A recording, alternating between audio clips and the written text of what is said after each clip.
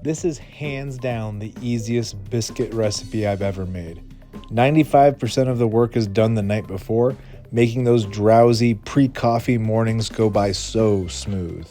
To start, we're going to mix 525 grams of all-purpose flour with our stick of butter. Cutting the butter into small cubes makes this process a lot easier. And make sure your butter is cold. This will also help. Now you can either press the butter into little flour discs with your fingertips, or you can use one of these cutters. This is called a pastry blender, and it is used to cut butter or other fats into dry ingredients like flour.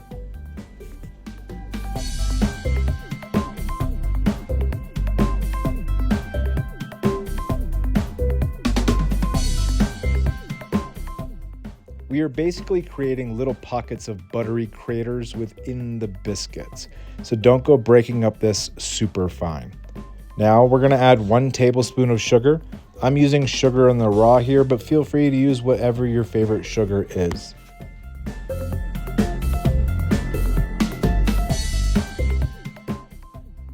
To this mixture, I'm going to add 1 cup of milk. You could use buttermilk here too, that's okay. And then we're also going to add 200 grams, which is just shy of 1 cup of sourdough starter.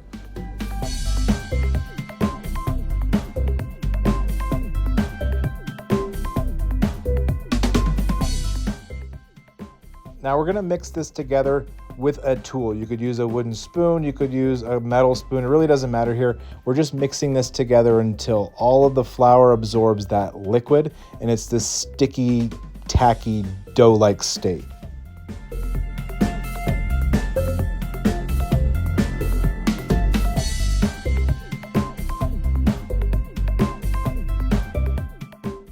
And now with a wet hand, we want to just kind of bring this whole thing together into a general ball-like shape.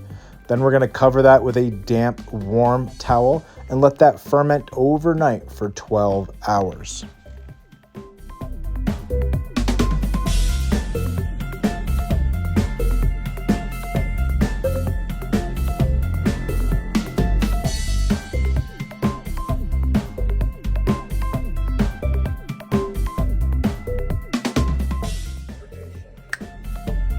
Now that our dough is fermented overnight, we want to add 1 tablespoon of salt, 1 teaspoon of baking powder, and 1/2 teaspoon of baking soda. We're going to mix this all together and make sure that it's fully incorporated, kneading for about 1 to 2 minutes. And then we're going to let that rest for 15 minutes before we roll it out and cut it.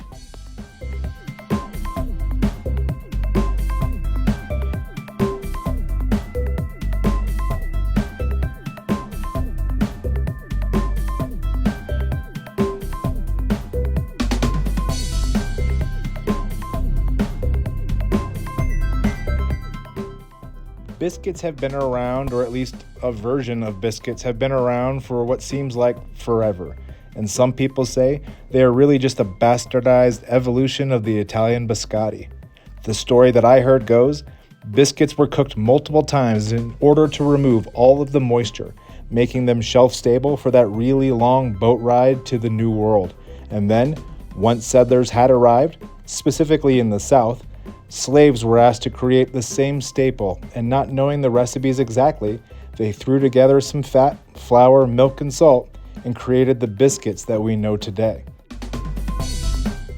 The thing is, baking powder and baking soda didn't come about until the 1840s, so in order to create an airy biscuit, that meant slaves would have to beat the biscuit dough for hours, which was obviously a very laborious task. As slavery came to an end, the biscuit was considered a painstaking, tedious task and drastically dropped in popularity, reserving biscuits for celebrations or trying to impress your neighbors. That is until 1931, where a man named Lively Wilbaugh of Kentucky received the first patent on a refrigerated biscuit dough in a tube, and that meant biscuits could be enjoyed anywhere.